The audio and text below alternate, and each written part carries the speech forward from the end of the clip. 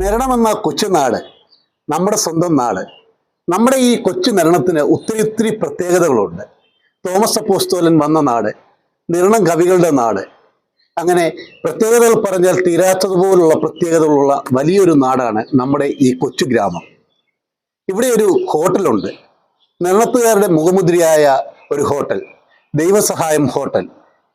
ഈ ഹോട്ടൽ 1964 നിരണത്ത് സ്ഥാപിച്ചതാണ്. ഇന്നും ഈ ഹോട്ടൽ നിലനിൽക്കുന്നു എന്നുള്ളത് നമ്മുടെ നാടിൻ്റെ ഒരു പ്രത്യേകത കൂടിയാണ്. ഈ ഹോട്ടലിൽ വരാത്തവരായ നിരണത്തുകാർ ആരുമില്ല. ഇവിടുത്തെ ബോണ്ടായും അതോടൊപ്പം തന്നെ വെട്ടുകേക്കും ഉൾപ്പെടെ ഭക്ഷിക്കാത്തവരും ഇല്ല. മോനച്ചാൻ്റെ നല്ല ചായയും ഇവിടുത്തെ പ്രത്യേകതയാണ്.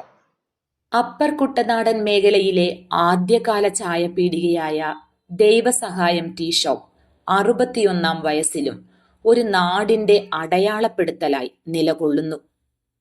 പുലർച്ചെ 5 മണിക്ക് തുറക്കുന്ന ഈ ചായപീടിക രാത്രി 8 മണിക്ക് മാത്രമേ അടയ്ക്കുകയുള്ളൂ. നിരണത്തിന്റെ ചരിത്ര പ്രാധാന്യങ്ങൾക്കിടെ ചർച്ച ചെയ്യപ്പെടുന്ന മറ്റൊരു ചരിത്രമാണ് നിരണത്തുകാരുടെ ഈ ചായക്കട. കൊച്ചുകുട്ടികൾ മുതൽ 80ഉം 90ഉം വയസ്സുള്ള മുതിർന്നവർ വരെ ദൈവസഹായം ടീ ഷോപ്പിന്റെ രുചി മധുരങ്ങൾ അറിയാത്തവരില്ല. ഏതാണ്ട് 40 വർഷം ആയി ചായ കുടിക്കാൻ തുടങ്ങിയിട്ട്. ഞാൻ തോട്ടത്തിലുള്ളതായിരുന്നു, ഇവിടെ വന്ന് താമസിക്കുന്ന സ്ഥലമൊക്കെ മേടിച്ച് താമസിക്കുക. നല്ല ചായ, നല്ല സമീപനമൊക്കെയാണ്. മര്യാദയ്ക്കൊക്കെ ആണ് ഞങ്ങളും അതുപോലെ ഇടപെടുന്നത്. അപ്പം ഇന്നുവരെയും ഒരു കുഴപ്പമില്ല.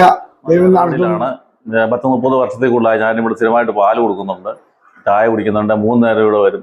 രാവിലെ വരും, 10 മണിക്ക് വരും, വൈകിട്ട് വരും, ചായ കുടിക്കുന്നുണ്ട്. കുഴപ്പമൊന്നുമില്ല, നല്ല ഇതൊക്കെയാണ്. വെറൈറ്റി ഇഷ്ടം ഇവിടെ നെയ്യപ്പമാണ് സ്പെഷ്യല്. പിന്നെ ബോണ്ട, സുയന്, ഉഴുന്നോട, പരിപ്പോട, എല്ലാ ഐറ്റങ്ങളും ഉണ്ട്. എൻ്റെ ഓർമ്മ മുതൽ ഇവിടെ വരുന്നു. ഇന്നും ഞാൻ ഇവിടെ വരുന്നു, ഒരു ചായ കുടിക്കും. പൈസ കൊണ്ടേ കൊടുക്കും, ഇല്ലെങ്കിൽ ഞാൻ വിളിക്കടാ മോനെ ഞാൻ പോവാ. ഈ നാടിന്റെ രുചിയും അറിവുമെല്ലാം ഈ ടീ ഷോപ്പ് തന്നെയാണ്. കൃഷിയെ മുഖ്യ തൊഴിലായി കണ്ട നാടായ നിരണത്തിന് ഇവിടുത്തെ സാധാരണക്കാരുടെ ഗീർവാണം വിടുന്ന ഒരിടം കൂടിയാണ് ഇവിടം. അതായത് കുറ്റം പറച്ചിലും പഴി പറച്ചിലും നാട്ടിലെ വികസനവും വേർപാടുകളുമെല്ലാം വിളംബരം ചെയ്യുന്ന ഇരിപ്പിടം. 1964 പള്ളിക്കടവിൽ കെട്ടിടം സ്ഥാപിച്ച കാലം മുതൽ പഴങ്ങേരിൽ ജോർജ് ആരംഭിച്ച ഈ ചായക്കട പഴമക്കാരുടെ ഒരു വാസസ്ഥലമായിരുന്നു.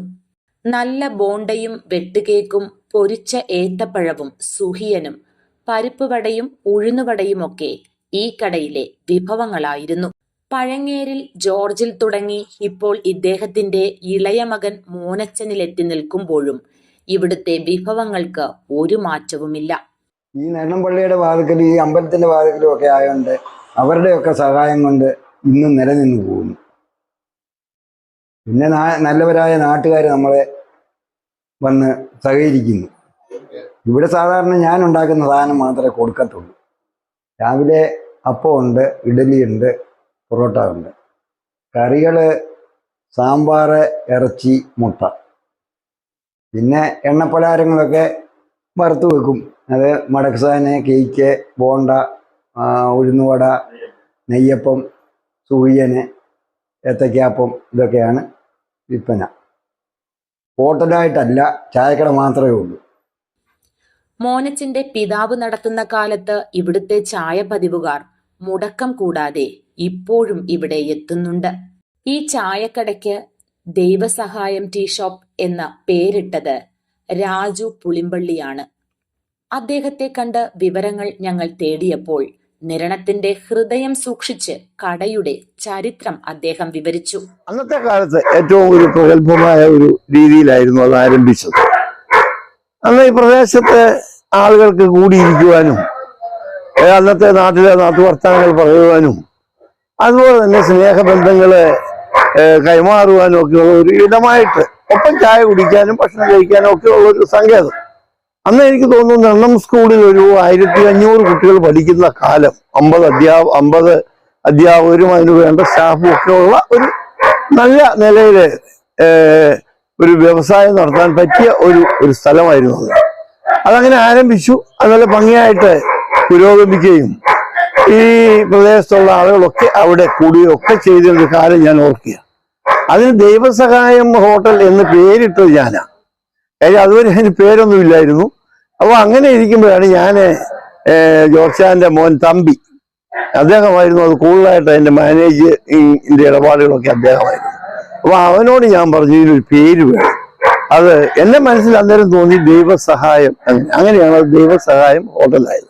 അത് പിന്നീട് അവളുടെ കാലം കഴിഞ്ഞു, തമ്പിയുടെ കാലം കഴിഞ്ഞു. ഇപ്പോഴും മോനച്ചൻ, ഇളയ മകനായ മോനച്ചനാണ് അതിപ്പോ നടന്നത്.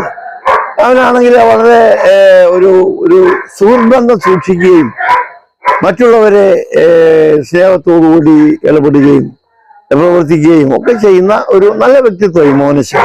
അതുകൊണ്ട് തന്നെ ഇന്നും അത് നിലനിന്ന് പോകുന്നു. ഒരുപാട് കടകളും തട്ടുകടകളും അതുപോലുള്ള കാര്യങ്ങളൊക്കെ വന്നിട്ട് പോലും ഇന്നും അത് നല്ല രീതിയിൽ നന്നമ്പള്ളിയുടെ സമീപത്ത് പ്രവർത്തിക്കുന്നു, നല്ല രീതിയിൽ ബിസിനസ് നടത്തുന്നു. എനിക്ക് തോന്നുന്നു ആ കുടുംബം അതുകൊണ്ടൊക്കെ തന്നെ മക്കളെ പഠിപ്പിക്കുവാനും വിദേശത്ത് അയക്കുവാനും കൂടുതൽ കാര്യങ്ങൾ ചെയ്യാനൊക്കെ അവർക്ക് കഴിഞ്ഞു. അത് ഒരു കണക്കിൽ പറഞ്ഞാൽ ദൈവസഹായം ഹോട്ടല് അർത്ഥത്തിൽ ദൈവത്തിന്റെ ഒരു സഹായം കിട്ടിയ ഒരു ഹോട്ടലായി ഞാൻ കരുതുന്നു. മുൻപ് ഇവിടുത്തെ റേഡിയോയിൽ നിന്ന് വരുന്ന വാർത്തയായിരുന്നു നാട്ടിലെ ചർച്ചാ വിഷയം. പിന്നീട് ദിനപത്രം കടയിൽ വരുത്തുവാൻ തുടങ്ങിയ കാലം മുതൽ പുലർച്ചെ 5 മണി മുതൽ ചൂട് ചായയും ചൂട് വാർത്തയും അറിയുവാനുള്ളവരുടെ തിരക്കും ഏറെയായിരുന്നു. അതിനിടെ ചർച്ചയും. കീവർച്ചനും കുഞ്ഞാവറാച്ചനും ഈ ചർച്ചയിലെ പ്രധാനികളും. രാഷ്ട്രീയവും കൃഷിയും തുടങ്ങി എല്ലാ വിഷയങ്ങളും ഇവിടെ നിറയും. വൈകുന്നേരം ആകുമ്പോഴേക്കും കടയുടെ മുൻപിൽ നാട്ടുകാരുടെ ഒരു ഒത്തുചേരലുണ്ടാകും. ആ ഒത്തുചേരൽ രാവിലെ മുതൽ നാട്ടിൽ നടന്ന കാര്യങ്ങളുടെ ഒരു അവലോകനമാകും. നിരണം പള്ളിയുടെയും മുന്നൂറ്റിമംഗലം ക്ഷേത്രത്തിന്റെയും മാലിക് ദിനാറിന്റെയും ഒക്കെ കഥകൾ പറയുമ്പോൾ അതോടൊപ്പം തന്നെ കൂട്ടിച്ചേർക്കേണ്ട ഏറ്റവും വലിയൊരു സ്ഥാപനമാണ് നമ്മുടെ ദൈവസഹായം ഹോട്ടൽ.